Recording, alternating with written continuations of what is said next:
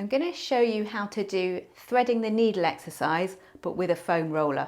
This is a really nice tool that facilitates the movement. It makes it a lot smoother, and it also helps to support the weight of your arm, and you can use it to guide how much movement you do through the exercise. So it's a really lovely tool to increase the mobility and stretch that you get from the exercise.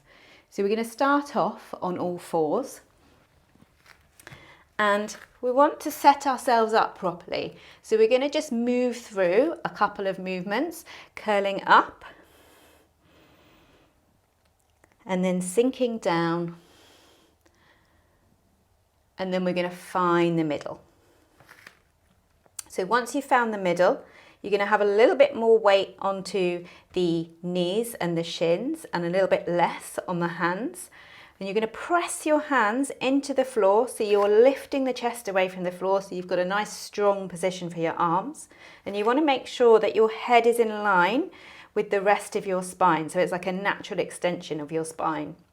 So you're going to take one hand and you're going to place it onto the foam roller, and then you're going to take a breath in, and then as you sigh out, we're just going to turn, and we're going to use the roller to roll. And then we're going to come back again. So this is option number one. You'll notice as I move through, the supporting arm is straight. So it's just a small movement just to get you started.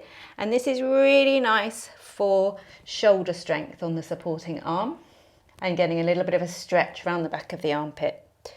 But what I can also do is to bend my arm as I come through, and that will give me a lot more rotation through the upper back. So if it feels comfortable to do it, you're going to bend that standing arm so that you can push the roller all the way through, and that gives you a really nice stretch in the upper back. So only do it if you feel comfortable to. You might want to warm up with a few of the smaller ones first. I forgot to bend my arm there. I'll do that again. And then when you've done enough and you're starting to feel a bit looser, you can repeat the same exercise on the other side. And it's just a really lovely stretch. Well done.